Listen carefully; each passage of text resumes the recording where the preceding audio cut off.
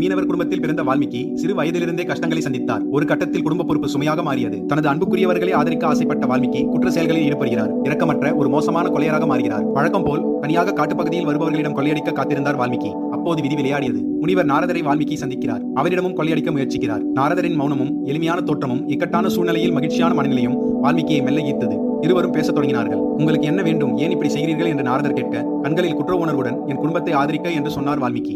அப்படியா, உடனே உன் குடும்பத்திடம் சென்று உண்மையை சொல்லி, நான் செய்யும் பாவங்களில் தான் இத்தனை நாட்கள் குடும்பம் நடத்தினேன். எனவே நான் சேர்த்த பாவங்களை நீங்களும் பகிர்ந்து கொள்ளுங்கள் என்று உன் குடும்பத்திடம் கேட்டு இங்கேயே வா, நான் காத்திருக்கிறேன் என்றார் நாரதர். வால்மீகியின் குடும்பம் பாவங்களை ஏற்க தயாராக இல்லை. மன வருத்தத்துடன் நாரதரிடம் நடந்ததை சொல்லி, தயவு செய்து என்னை மன்னித்து என் தவறுகளை திருத்திக் கொள்ள வழிகாட்ட வேண்டினான்.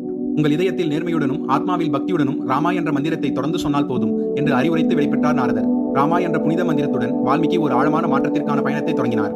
அசையாத பக்தியும் ராமா என்ற தெய்வீக மந்திரம் தந்த உத்வேகமும் வால்மீகியை மகரிஷி வால்மீகியாக மாற்றியது. ராம காவியத்தையும் எழுத வைத்தது.